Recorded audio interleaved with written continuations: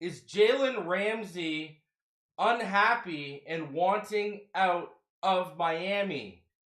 He sent out some cryptic messages last night that he ended up deleting. We'll show them. We'll talk about them. Not good.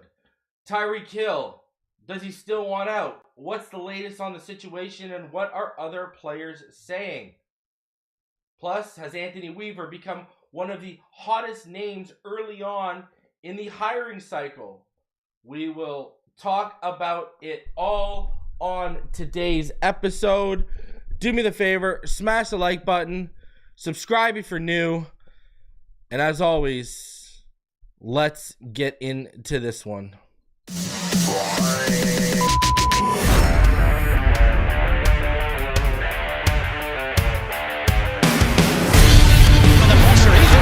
Loses the football. Touchdown! Got it! You have got to be kidding me. Jalen has a Dolphin touchdown. And he will score! Field down the near side, man open. Touchdown!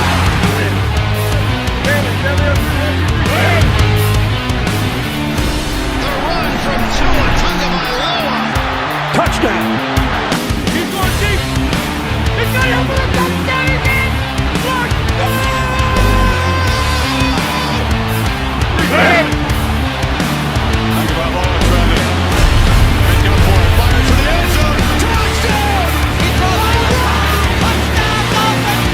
Beautiful day to be a Dolphin fan. Let's go!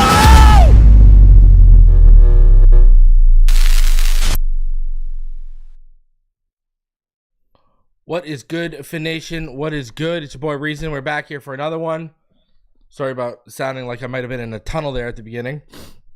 We got a lot to talk about today, as I still can't believe, I still can't believe where we're at. Bro, if you think it was only one thing yesterday, there was actually multiple things, and I saw one of them with my own eyes and saved the screenshot. So he posted something at 4 a.m. and he posted something at 9:30 a.m. The 9:30 a.m. one is what people are confusing with the Jacksonville thing. But he posted something at 4 a.m. and guess what? I found the meaning behind the picture he posted. Don't worry, I got you. I appreciate you going live 3 times yesterday and again today, continuing the Lord's work. Oh, man. Off season just started, baby. Off season just started.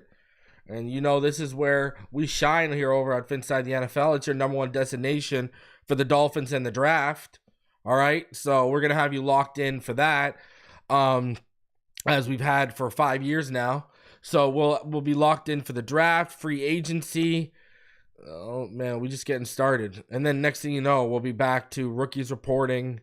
And you know, I was thinking about it yesterday, you know, the really only lull in the off season, if you kind of think about it, is that lull between like, you know, middle of June, end of June, and then to the start of training camp. That's probably like the biggest lull in the schedule when you actually think about the situation, right? So, but hey, like Lemony Crawdad says, hit that like button right now. It helps more than ever, especially since we are in to where we're at right now, and that's the off season. So we're just getting started, man. We're just getting started over here. So shout out to all of you for coming through. How's everyone feeling in the chat? I mean, you had a, you know, and hey, if you're watching this after and not live, let me know how you're feeling in the comments. You had a night to sleep on it. Now, I don't think emotions are going to come that far down because there were people already screaming for jobs during the season. So the way it ended ain't going to change their outlook. But let me know how you're feeling in the chat. And specifically, I want to hear from people who were around when Marino was around. Right? I want to hear from people who went through the Jimmy Johnsons, the Wanstedts. I want to hear the people who were there from the start of the transition from Shula into the coaching carousel and the quarterback carousel we've been in since Shula and Marino left.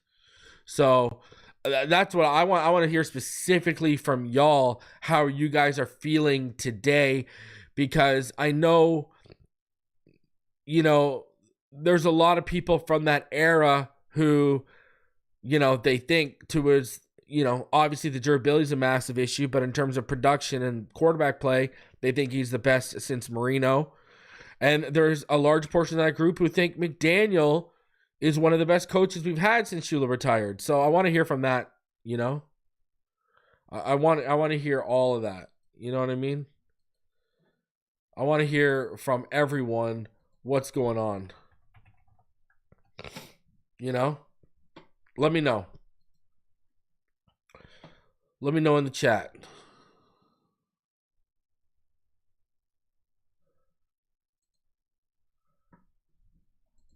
So, shout out to each and every one of you coming through. Smash that like button. Subscribe if you are new while you do. I appreciate each and every one of you. It goes a long way. All you do, it helps out the channel or big time. All you got to do is smash the like button and subscribe if you are new. Appreciate all of you coming through. And it's tough, man. It's tough for people to really even want to deal with this right now. So we'll break it all down. We'll get into it. All right. So let's get into this. And let's start off with a few things on this episode powered by BetUS. And hey, let's start it off. We do it every Monday. All right. So we'll get into it now, and then I'll talk about a few things, and then we'll get into the subjects at hand. Let's just kick it off with the Jabroni of the week. All right.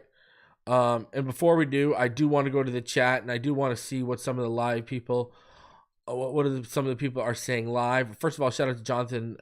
He says we got to sign a petition for Reese to be the next GM. Oh man, I don't know if I want that job, bro. I'm not gonna lie. Oh man, I don't know if I want that. I don't know if I want that job. All right. So let's hear what some people are saying. I went through Jimmy Johnson. I've been here since Shula. I watched us win both Super Bowls. I've been a fan since 85, so same as me. I'm on the edge for real. Been a fan since 72. 25 years and counting, numb to this now. Okay. 57 years old. I've lived through the good and the bad and the ugly, and I live in Miami. Okay, gotcha. All right, let's keep it going. I think an issue, too, is I'm going to be honest with you. I like this team better under Wayne Huizenga than I did under Ross. I'm not going to lie. I've been watching 77. This is just a lot of crap coming out so soon after the last game. Okay. Went through the Shula to Johnson transition. And to be honest, I'm surprised there were no changes. Couldn't get on board with firing a coach after coach 5 games over 500. Okay. No accountability on coaching like back then. Jimmy was getting heat for not getting far in the playoffs. I agree. 110%. Darth says, after 1992, this team has been a complete disappointment. So, bigger than a Tua problem, that's a foundational problem, right? That's because people just make it's all about the quarterback when there's so many issues more than the quarterback. Oh, my God. I do think McDaniel is the best coach since then, but that's not saying much. TE. Oh, man. How am I going to put that up? TE's just, I will. First class bumble effery. If I was a player, I'd want out as well. Dolphins have been my childhood team since 1971. I actually remember when they were a model franchise. So do I, man. Remember when we had one of the winningest records in professional sports? Felt like it wasn't so long ago. Born in 86, Tua and McDaniel, definitely not the worst coach duo, but very disappointing season with expectations. Agreed, 110%. Not one lie. I was 5 in 79 and went to my first game. Born in 93, didn't get into football in 2000 when I chose the Dolphins. Had no idea. That sounds gonna. Oh yeah, man, dude, the Stoyanovich miss, and when we lost that AFC Championship game to the Bills, What, 92? Oh, man, that hurt. That hurt. Fans in 70, this team is trash. Agreed. I don't know. I like Huizinga better. I don't know, man. 35 season tickets through Marino. Johnson lost the locker room and handcuffed Marino. I agree. Fan since 84, born in 1982. Been a fan. All right. Fan. Okay. So I just want to know, all you guys have just said, I was a fan since then. Let me know what you think. All right. And Tyreek is not the jabroni of the week. Failed organization for 25 years. Yeah. Fan since 87. Old enough. Nah.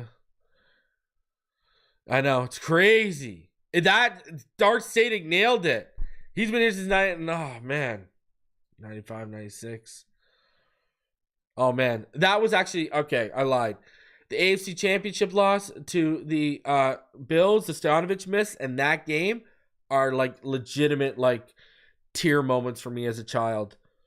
I always say that was that Jags game. That was the first game I ever watched with my stepdad, who now has Alzheimer's. You know, and I'm not here to joke about it because, you know, he's really in a bad spot in terms of loss of memory. But sometimes being a Dolphin fan, I wish I could have Alzheimer's for just a day or two. Holy jeez. Anyways, no, don't quit, bro. Don't quit. You've come this far. Look at it this way. Let me tell you this. This is why you don't quit. What did Ross's decision yesterday tell you? They got one more year. If they do not deliver next year, McDaniel and Greer are gone. A new staff will come in, and they will decide the fate of Tua Tagovailoa, and that's how we will move forward. That is exactly what you got. One more year. Oh, it's terrible to watch my stepfather go through it, because I just look at it as a sick joke. Nature or God is playing, because he was so sharp-minded, I could get into stories for hours and tell you just examples of just how sharp this man was, and it feels like a sick joke that his brain and his memory is being taken away. But anyways, I digress. Fans is 89, fans is 69, 86. Sick of Ross as an owner. Ross, Greer, yeah, I agree. You know, but Utah Fins fan makes a good point. Changes coaches every 3 years has not worked. At least Ross is changing it up. Yeah, 110%. I cannot argue that. Joe Robbie was the best owner. He was. Yeah, we had good owners, man. 84 fans in 71. All right, so Greer will make us. That's exactly what I fear. I ain't falling for it this year, bro. Not happening. This guy's gonna trade for Max Crosby, or some top tier tight end to pair with Jonnu Smith. And I'm not gonna sit here. No. I need to see results on the field. My thoughts on Nico Iamaleava, the quarterback from Tennessee. I think he's gonna be a stud. I think Nico's gonna be a stud. I like him. I think people, because he was so highly touted, the expectations were just so crazy. I think Nico's gonna be a beast. That's me personally. So it's just how will Tennessee continue to build around him. My jabroni of the week. Yeah. My jabroni of the week. You already know who it is. Y'all think it's gonna be y'all are thinking it's gonna be Tyreek, but it ain't. It's gotta be. We just talked about him. How could it not be Stephen Ross? How could it not be Stephen Ross? Tell me how the jabroni of the week cannot be Stephen Ross. And bro, it's not even for not firing the guys. I said this yesterday. How did you not even sleep on it? How did you not even sleep on it? Greer and McDaniel are the ones who convinced you to sign the Tua extension. Tua's out for the Jets game.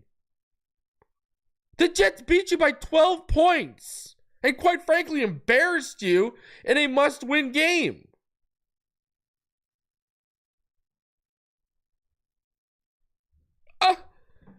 You don't even sleep on. And then after the game, your star receiver basically comes out in front of cameras and says, I want out. And you don't even sleep on it?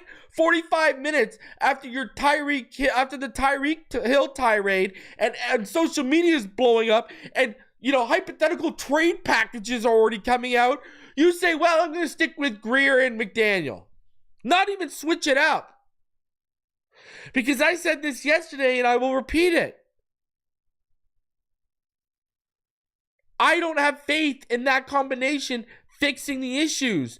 Tua's durability, 110%, is a massive issue. But in dealing with that massive issue, we have learned there are multiple massive issues with this team. Offensive line construction. Overall offensive construction building from the outside in. McDaniel's play calling, McDaniel's personnel usage. McDaniel just got outcoached by Jeff Ulbrich, the worst coach in the NFL. Anthony Weaver, I've said this early in the year, Anthony Weaver in year one has already looked like he is a better play caller and understands his personnel and how to use them better after 1 year than McDaniel does after 3. I said this throughout the season.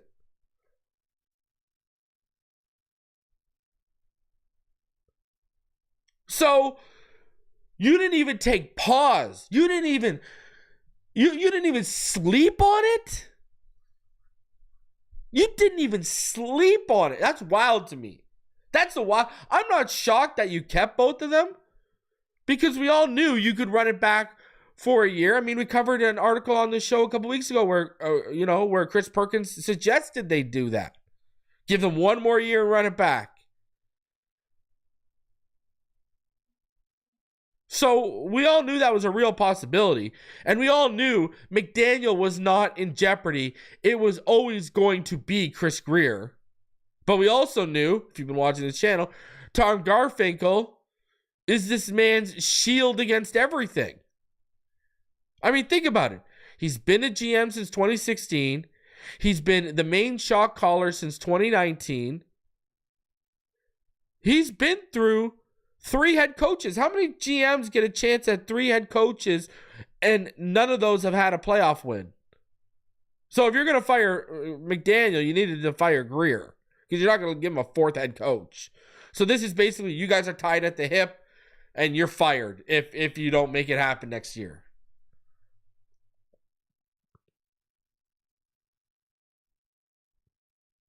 And like Utah Fins fans said in the chat, hey, they're not turning over every 3 years. At least it's changing it up.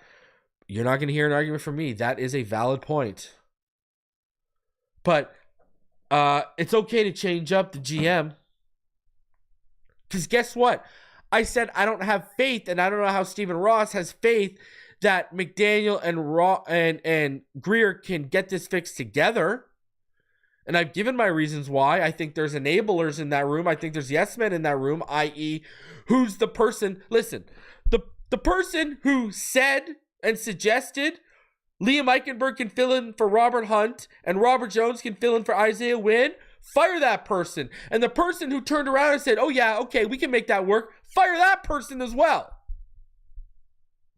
And that's just one example.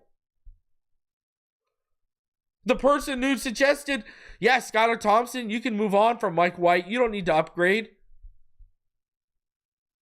Hell, you can move on from Tim Boyle for Skylar Thompson. Whoever made that suggestion and whoever said, yeah, okay, good idea, fire their asses too.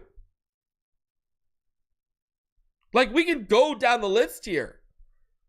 There are multiple examples. The depth, the starting plan and depth plan on the offensive line. All right? So the starting plan and the contingency plan on the offensive line are fireable offenses. The contingency plan at quarterback, fireable offenses. Because that offensive line,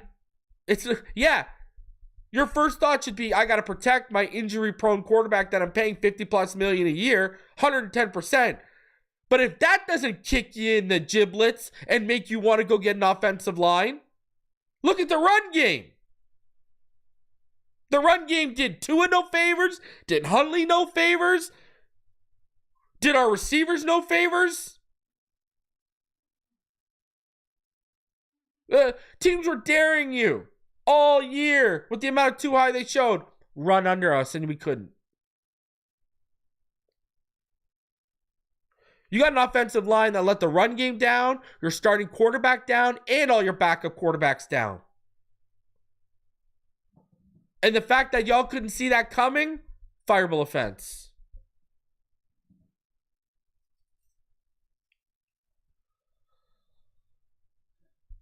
And those are just two simple examples. But somehow, some way,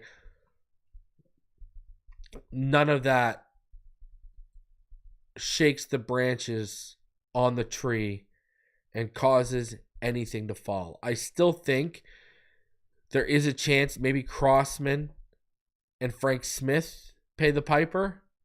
Maybe. You know,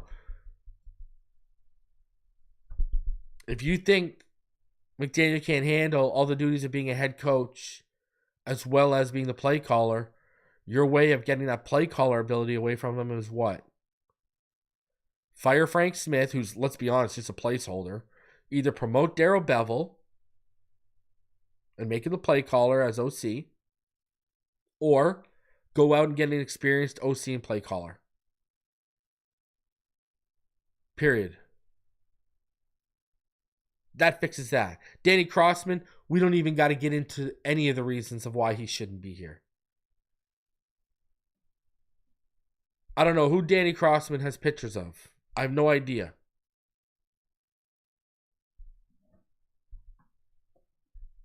But that man has dirt on everyone in that building. I don't know how Danny Crossman is sticking around.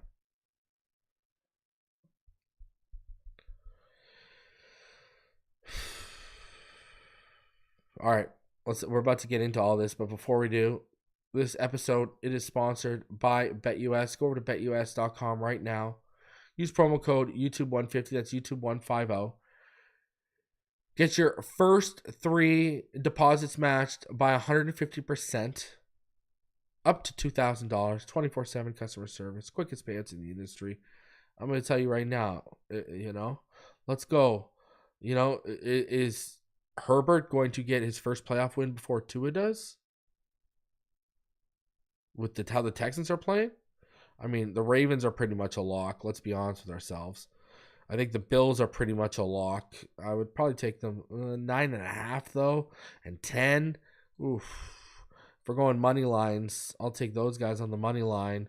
Can Green Bay upset Philly? Let's play an upset. I like the Commanders. I'll play that upset too. And then the Rams and the Vikings, I will take the Vikings. And then Texans and the Chargers, I got to go the Chargers. I do not know, I don't think there is, I don't know how much is left in that tank over there in Houston right now. So go use betus.com. Go place some of your bets for this wild card weekend. All right. Shout out to betus.com for sponsoring the channel. All right, let's get into this. We got a whole bunch to go into. All right. So, because even Ian Rappaport has commented on the whole Jalen Ramsey thing. So, Jalen Ramsey, it started yesterday at around 4 a.m. All right, you ready for this? Ready for investigator reason to come out for you? Jalen Ramsey, there you go. At about 3:54 a.m., he posted this. Now, a lot of people were like, okay, wasted time. Like, what's he talking about here? What's going on here? Why is he posting a picture of a rusted, dirty old watch? Here's a Facebook post I came across. And this is from 2019. And look at it in the background. There is your watch. And what is he saying? A father, before he died, said to his son, "This is the watch your grandfather gave me, and this is more than 200 years old. Before I give it to you, go to the watch shop on the first street and tell him I want to sell it and ask how much they offer." Son went, and after several minutes, he came back to his father and said, "The watchmaker offers to pay $5 because it's old and has a lot of scratches." He then asked him to go to the coffee shop. The son went, and after an hour, he came back and said, "The coffee shop owner offers $5, father. Go to the museum and show that watch." He went ahead and came back happily. He offered me $1 million for this piece. The father said, "I wanted to let you know that the right place values your value in a way right. Don't put yourself in the wrong place and get angry if you get treated like trash. Those who know your value are the ones who appreciate you. Don't ever stay in a place that doesn't suit you. Know your worth." Okay, so you see this and you're like, oh, what are we saying here? Know your worth, my friend. Do you know how much money we're paying you right now? I mean, we know your worth over here in Miami. You know, I think you can be one of the best safeties in football transition. But I mean, your cap number next year is about to go up to like 25 million, and then 26 million the year after, and then 36 million the year after. So yeah, we know your worth. All right. As fans, at least we do, right? So then you're like, okay, that's kind of odd. All right. And then this happens at about 9:30 in the morning. He posted this to Instagram. A violinist played for 45 minutes in the New York subway. A handful of people stopped, a couple clapped, and the violinist raised about $30 in tips. No one knew this, but the violinist was Joshua Bell, one of the best musicians in the world. In that subway, Joshua played one of the most intricate pieces ever written with a violin worth $3.5 million. 2 days before he played in the subway, Joshua Bell sold out a Boston theater, and the seats averaged about $100. The experiment proved that the extraordinary in an ordinary environment does not shine and is often overlooked and undervalued. There are brilliantly talented people everywhere who aren't receiving the recognition or reward they deserve. But once they arm themselves with value and confidence and remove themselves from an environment that isn't serving them, they thrive and grow. Your gut is telling you something. Listen to it.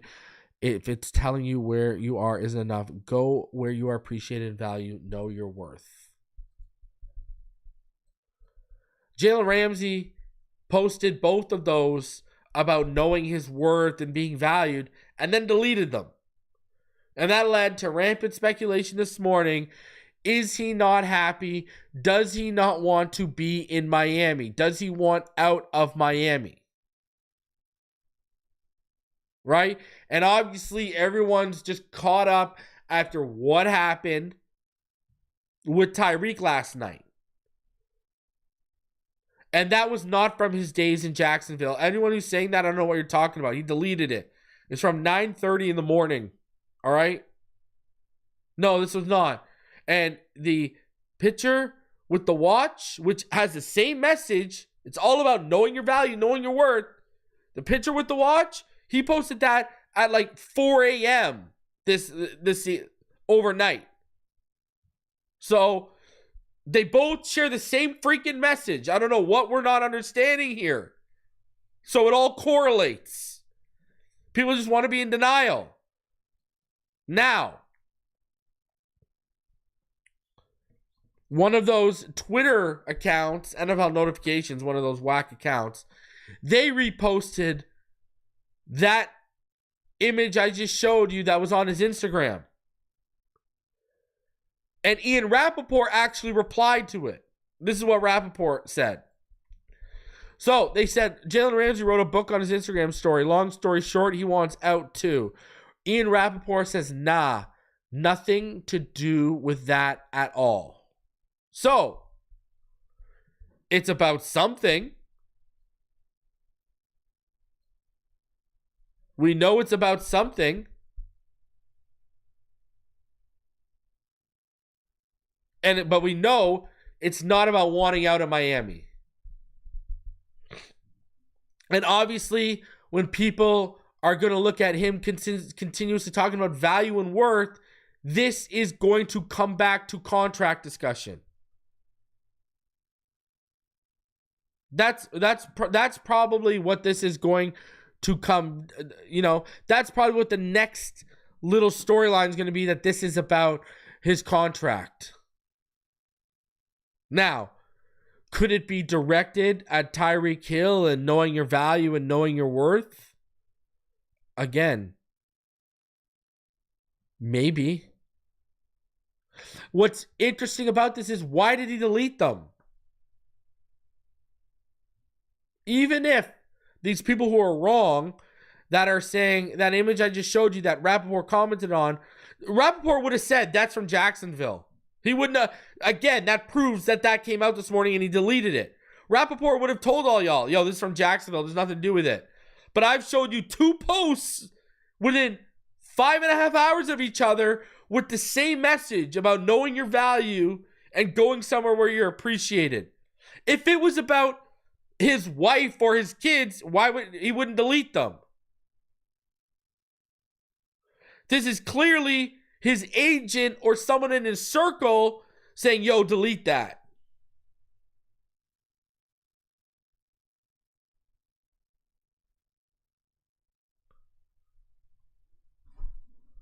You know? Like, this clearly feels like someone in his circle, whether it's his agent, a friend, a family member, said, yo, delete that. Now, whether they said it was going to be misinterpreted and that's why it needs to be deleted, or whether, but 2 posts, one on Twitter that you got to dig and find the meaning for. I found the meaning for the post. It's all about knowing your worth. He just showed the picture, cryptic, and then that at 9:30, and he deleted both. Again, if it was about his family, why are you deleting it? So, did the Dolphins come and ask him to take a pay cut?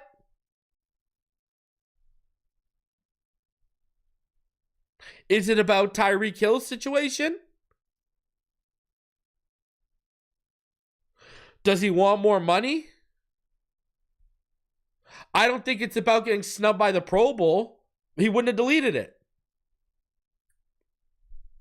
Like, this clearly, and, you know, and then look at what Rappaport says. Nah, nothing to do with that at all. Okay, so we know he doesn't want out.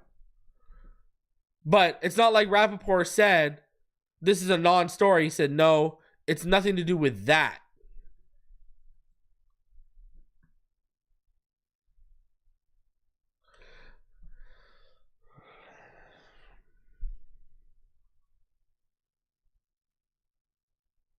I don't know. Wild. It's just, this is never ending. Like, God, can't we just win a few playoff games and have a normal offseason? You know? And I get if you're unhappy. I get if you're displeased. But why are we going to social media? Why are we sitting in front of reporters? Why aren't, and like, what's crazy is, again, I wouldn't even be talking about this if he didn't delete them.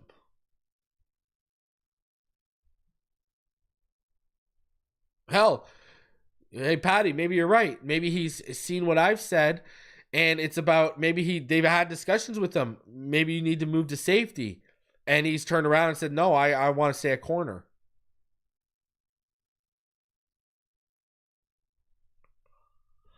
But again, 2 messages, 5.5 hours apart on 2 different social media platforms with the same message about knowing your worth, knowing your value, and they're deleted.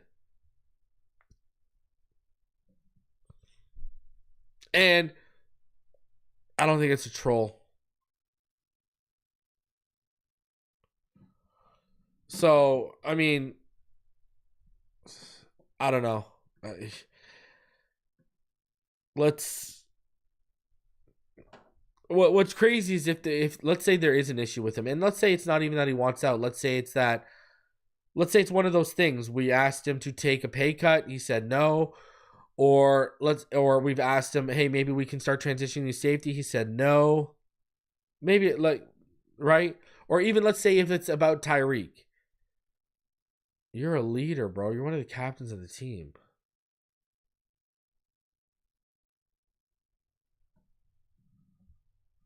And that's the thing. Like, this is why I didn't think it was about I didn't think it was probably about him wanting out, because when you look at Jalen Ramsey's contract, it's not really tradable this year. If you trade him, if you trade him post June 1st, you save $6.1 million, but you still take on $10.5 million in dead cap. You take on $44.19 million in dead money if you trade him pre-June 1st. Like, he's basically untradeable. He's more untradeable. Like, Tyreek Hill, you can get away with trading as a post-June 1st trade. You can get away with trading because you save more against the cap than dead money you take on. So, yeah, you can trade him as a post-June 1st.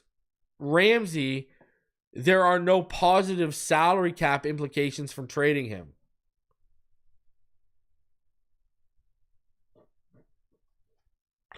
And what I think he needs to do is Jalen Ramsey needs to come out and address this and just put it to bed.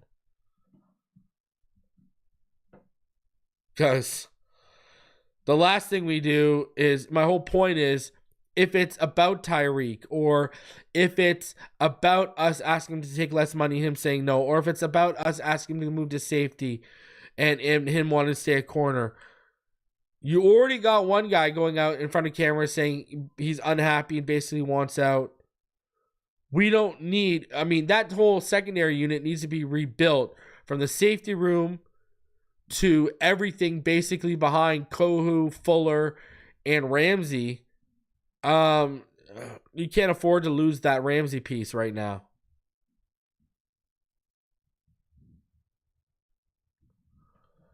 So, man, I just,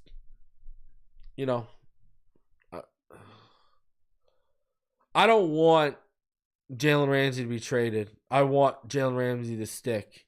I really think he could transition to safety, and I really believe he could be the best safety in the NFL.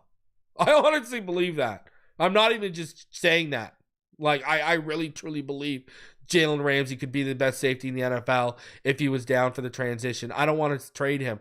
For how bad our secondary unit is right now in terms of depth, injuries, we need Jalen Ramsey. Kohou's a roller coaster. He's either really on or really off. Right? Kendall Fuller was an upgrade from Xavier Howard when he was healthy compared to Xavier Howard last year. Not Xavier Howard's career as a Dolphin, but Xavier Howard's play last year wasn't as good as Kendall Fuller's play this year. The problem is Kendall Fuller suffered 2 concussions and then got hurt later on in the season. He had 3 injuries this year. Javon Holland fell off a cliff. Jordan Poyer, never mind losing a step, the guy lost 3 miles. Storm Duck was getting picked on because, how many teams are trotting out a UDFA to take on legit number 1s and 2s? That secondary is just in such bad shape. And you could sit there and Holland's going to say, I want $20 million. You could scoff at that and say, okay, you know what? We're paying Ramsey what we're paying him. Just shift him. Right? Like, I'm going to tell you this right now, and y'all might think I'm crazy. I'd rather pay the $25 million next year because you can't even get out of it. I'd rather pay, it's 16, it's guaranteed salary is $24 million in 2025. I'd rather pay the $24.235 million in 2025 than to Jalen Ramsey to play safety than paying anywhere near $20 million to Holland to play safety. Let me put it that way. Or, hey, maybe it's about Ramsey. He wants, this could just be all about money. Because remember, Ramsey has no guaranteed money in 2026, 2027, and 2028. Think about it. 2025 on his year, it's the last year of any guaranteed money. 29, 30, and 31 are void years. 28, 27, and 26 have no guaranteed money. So this could be about him wanting the Miami Dolphins to pony up more guaranteed money in his contract. Restructure it. That's like literally what it could be about too. That makes sense. When you look at the fact that he's entering his final year of guaranteed money, he probably doesn't want to leave Miami. He probably loves Miami. It's probably he wants more guaranteed money put onto his contract. So that makes sense. Tyreek Hill now. Check this out. You're going to like this. Tyreek Hill's apparent refusal to play could trigger a contract showdown. Oh boy, here we go. Dolphins GM Chris Greer and head coach Mike McDaniel will be back for 2025, and they'll get started on the offseason with a potential contract mess involving the team's best player. Beyond the fact that receiver Tyreek Hill said Sunday that he wants out, Hill's apparent refusal to play on Sunday could trigger a contract showdown, which could allow the Dolphins to wipe out his remaining guarantees. It could also allow the Dolphins to pursue partial repayment of more than $24 million in signing bonus and roster bonus money received in 2024. For 2025, Hill has $15.85 million option bonus, a $10 million salary, and a $1 million roster bonus, $1.8 million in per game roster bonuses, and $100,000 offseason workout bonus. All payments are fully guaranteed for now. The per game roster bonus and offseason workout bonus must be earned but are guaranteed. The current deal could be traded with or without the guarantees being voided. Would someone commit $29.65 million in cash to him in 2025? One source with extensive personal evaluation experience put it on Monday. He's still worth that kind of money, but he's definitely not as good as he used to be. There's also the headache factor. The Chiefs decided after the 2021 season that they had had enough. Hill, after trying his best to not be a pain in the ass for the Dolphins, finally snapped on Sunday. Whoever trades for him becomes the next team he might turn against. Now that he's turning against the Dolphins, what will they do? Turn the other cheek or turn up the heat and play some hardball? They have options, and it could get interesting. Now, where this gets sketchy is he was playing through that wrist injury. Drew Rosenhaus yesterday came out and basically said he's going to have a discussion with Tyreek, and in so many words, basically said that doctors told Tyreek weeks ago that he should have got surgery, and he played through it. So, are they going to try and pull he played through an injury, blah, blah, blah, blah, blah. That's why he pulled himself out. The problem that is going to become for that is what McDaniel said yesterday. McDaniel saying yesterday that it was not because of an injury, that's going to be a problem. That could be real bad.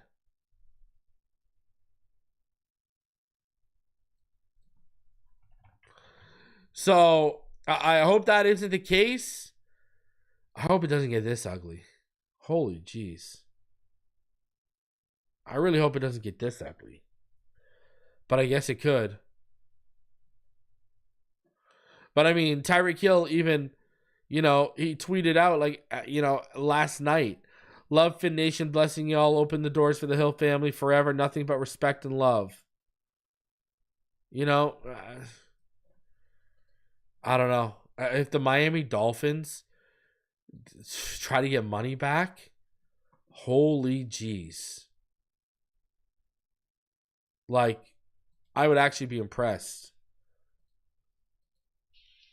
I would actually be that would be shocking if they actually did that. That would be oh my god. Oh my god. At least they'd show some balls. Barry Jackson said that players were cautious to criticize Tyreek's behavior. Chubb, though, Bradley Chubb, asked about Tyreek not playing in the fourth and then saying he wants out. Quote, disappointed for sure, but at the end of the day, you've got to move on with the guys who want to be here, who will continue to fight. Oh, boy! Is Bradley Chubb saying, move on?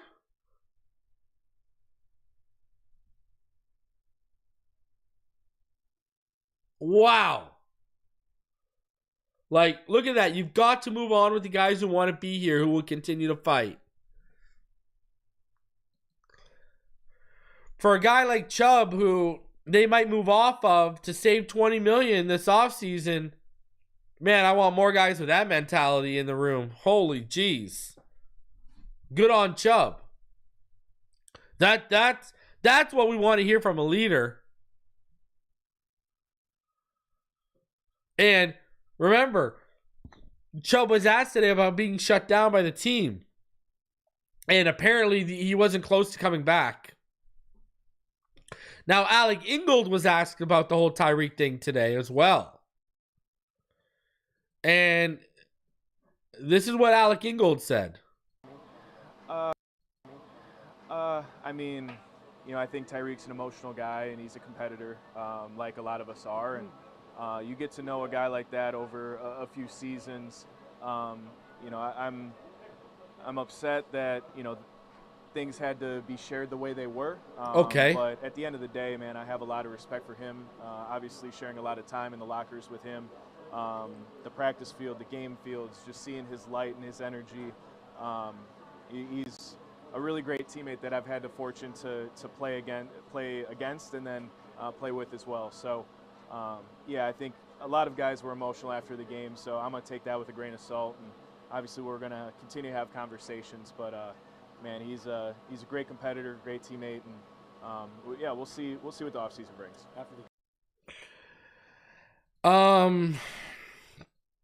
Look what he said. Like, he literally just told you that he was disappointed. He literally just told you that he was upset with how things were shared. Like, Ingold literally just told you he said some good things. He said some good things about Tyreek, but if you listen to every word,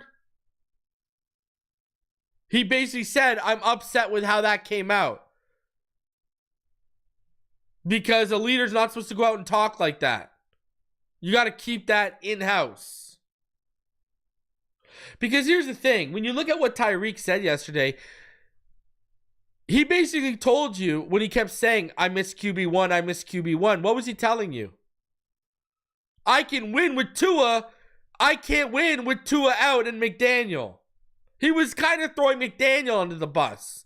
When you listen to his frustration, Tyreek sounds like he's frustrated that McDaniel couldn't get him as many targets and couldn't get him as involved in all the time Tua was out, and that's why he didn't hit 1,000 yards. Now, if Tyreek didn't have all the drops he had this year, he probably would have passed 1,000 yards. But nonetheless, you could tell that he took an issue with that. And he probably wasn't happy that how big, he's probably looking at HN as you're taking away targets from me. By Tyreek yesterday saying, I miss QB1, I miss QB1, it just sucks, man. He's basically telling you, I can win with Tua, I can't win with McDaniel and no Tua, the way this is all set up. So, I think Tyreek and McDaniel are clashing. And I'm going to have a Patreon update this week. And there's going to be some interesting information on that. And it's going to be Patreons and channel members only. We're going to talk about a few things on that as I'm gathering information. All right, so nuts.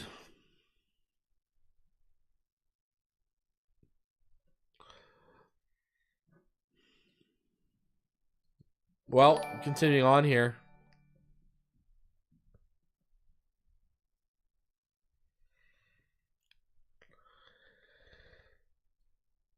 Dolphins, Jalen Phillips, Austin Jackson, and Chubb update status after knee injuries. Dolphins right tackle Austin Jackson and outside linebacker Jalen Phillips, who ended the season on the injured reserve and knee injury, said Monday that they will be ready to play at the start of the next season. Bradley Chubb said he will be back to himself after missing the season with 3 different knee injuries sustained in Week 17 of the 2023 season. Speaking for the first time since being placed on injured reserve in November, Jackson revealed on Monday that he was diagnosed with a meniscus tear. The injury was surgically repaired. As if he'll be ready for the season's opener, he said, that's very realistic. I'll be full go, 100%, better than I was this year by the next opener. I'm progressing really well, and I should be fully cleared in a month or so. Jackson, whose skilled run blocking was particularly missed, said his knee started bothering after the November 3rd game against Buffalo. After the Buffalo game, my knee just swelled up really bad, really bad. He said, I finished the game, so that was confusing. We got some imaging done and saw there was a couple of bad tears in there. We decided altogether to get it fixed now was best for me and my future on and off the field. He said the rehab has been pretty lengthy. A lot of meniscus tears led to degenerative knee issues if not taken care of properly. Oh, God. I definitely want to take care of it properly going forward. That's the best for me in my career. Trust me, we're sitting at 13. If Emory Jones, Will Campbell, or Kelvin Banks are there, guys who can play tackle and guard are there, my God, just pull the trigger.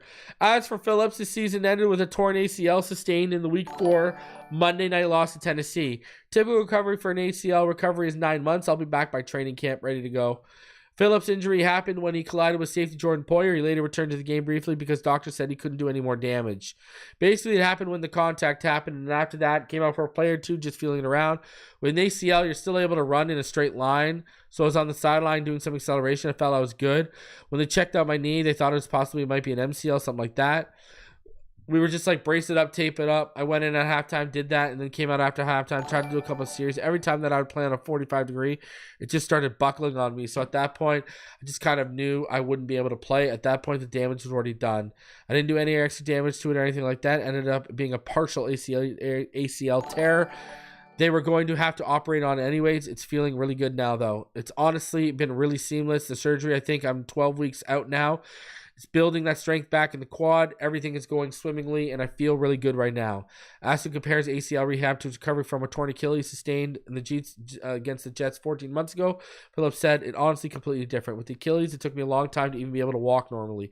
Almost 4 months for me to be able to walk without a limp. With this ACL, I was walking 2 weeks off the surgery. I think when it comes back into play, I think once you start running and things like that with the Achilles, it's a little bit of a quicker turnaround. Once I started running, I was pretty much getting back into practice pretty soon after that. With this, it's shorter to walk and be functional, but then a little bit longer to get back into football activity and cutting. In terms of mentality, physicality, at the end of the day, it's all the same, rehabbing, getting the strength back. He said his mindset is strong. It was brutal, but just like that, the mindset was an instant switch of knowing that I'm going to be stronger at the end of this. At the end of the day, nothing is going to break me down. I'm a fighter. I fought my whole career. I know with ACLs, it's a pretty typical injury. Honestly, it really wasn't straightforward in terms of the injury that I got, the operation I got. I have no doubt that I'll be a full go. Meanwhile, Chubb said he took no issue with the team's decision not to activate him this season. He ended up missing the entire season. It's something I agreed with, he said. It's a tough decision when you come back from an injury like that. You want to be 100% confident in everything you're doing. I had confidence. I was good moving around, but I wasn't all the way there. I didn't want to put myself in harm's risk. So there you go. Chubb had a say and shut himself down. I didn't want to put my teammates in harm's risk because of me half-stepping or not being all the way there. Plus, the environments we played in Cleveland this time of the year on slick grass, slick turf, and everyone talks about MetLife. Players are often injured in East Rutherford, New Jersey. Does he expect to be a high-impact Chubb next season? 100%, he said. Now, I still think they're probably going to move off of Chubb and save that $20 million. Maybe they ask him to take a pay cut. I don't know. That's a possibility. Maybe, but let's talk about this. Let's keep some energy, people. All right. Tua was pushing to play the last 2 weeks. We just got confirmation Chubb agreed with the shutdown and said, let's shut down. Guys, also, smash that like button. There's over 630 of you in the room. We're at about 200 likes. Let's get to 300 likes. I want you to do me a favor and smash that like button right now. So Jackson will be back. Phillips will be back. Chubb, he'd obviously be back, but it's really up in the air of whether he's going to be on the roster or not. Because I bet you they're looking at that $20 million, and they're probably just licking their chops. They probably want to clear that $20 million up right now. Let's be honest. B Show 58 reason Dre Greenlaw and Trey Smith, Will Campbell trade up. We were both worse guys. I don't think they're going to pony up to $20 million for Trey Smith. I think a more logical path they're going to take is maybe Mekhi Becton, because he was really good with Philly, gets out, and they pay Mekhi Becton, mid-tier, top of low tier to somewhere in the mid-tier money to come here, be the left guard, or they run it back with Isaiah Wynn, and then I think they draft another guard. I think you got to double dip, but I think you got to double dip because I think you need 2 starters, and I think the depth needs to be worked. Like, I'm really worried that they're going to bring back Liam Eichenberg. But I'm down for Dre Greenlaw. I would love Trey Smith. I don't think they're going to pony up the money. I think mid-tier guards, I think they'd be looking, Trey Smith could be asking anywhere from 20 to 22 million a year. I think they'd be more comfortable spending anywhere from 8 to 14 million a year.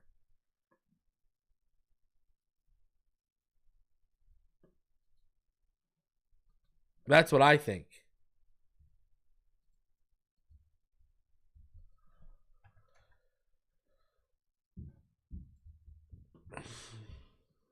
So, yeah, that's what I think.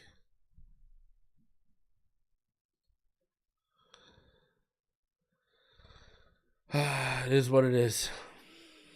Don't ever let it be what it ain't. Now, Anthony Weaver, is he becoming one of the hottest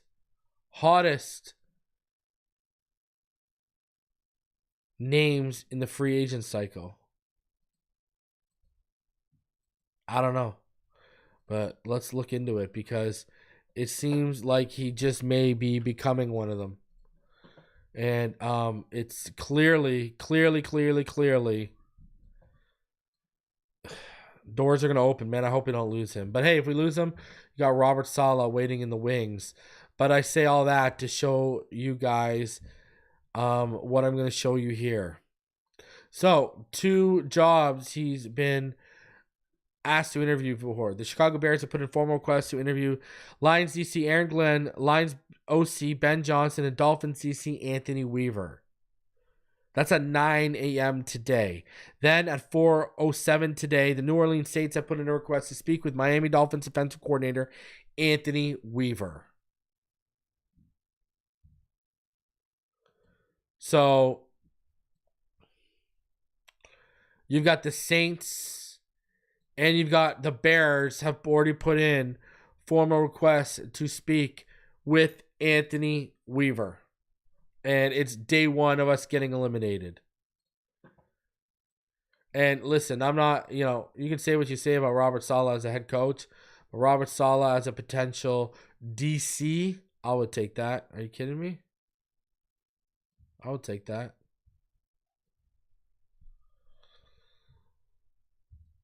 I will take that all day. And shout out to Jalen Ramsey. He said, y'all be tripping. So, again, I don't think he wants to be traded. I don't think he wants out. But I do think there's going to be an issue at hand with we are heading into his last year of guaranteed money. That makes sense. But hey, when you're talking about money and value, we're usually talking about value and we're talking about money. So I think this is going to come down to guaranteed money. That's what this is coming down to. He's entering his last year of guaranteed money. Every year on his contract after 2025, 0. So that's what I think we're getting into. All right. Now I don't think he wants to be traded or he wants out right now, but I do think, there's definitely something at hand here, or else they wouldn't have been deleted. If it would have been on a family member or a friend or something like that, they wouldn't have been deleted. So it is what it is. I'm going to be back tomorrow And then Wednesday, I'll be back with Richmond and Ball Game. We'll hear their takes. And then Thursday, I'll be live with Neil Driscoll. That is the plan. So, hey, yeah, listen, because you got to think about it, right? When you're talking about the guaranteed money, if they're trying to talk to him about moving to safety, you're not going to get as much money playing safety as you are being a top lockdown corner in the NFL. So there's probably plenty of things at play here, but I do think we should start with zero guaranteed money left on his contract after this coming season. So smash the like button. Am I doing a show with Doug soon? We're going to do the end of the season roundtable. Trade Tyreek and Ramsey to the Browns for second round pick. Chris, you better get more than that. Please get more than that. And I don't know about Chucky, boys. I don't know about that. Shout out to Chris Ramirez. How do I feel about Starks at 13? I like it, but I would take a tackle that could play guard if one of the top 3 were there.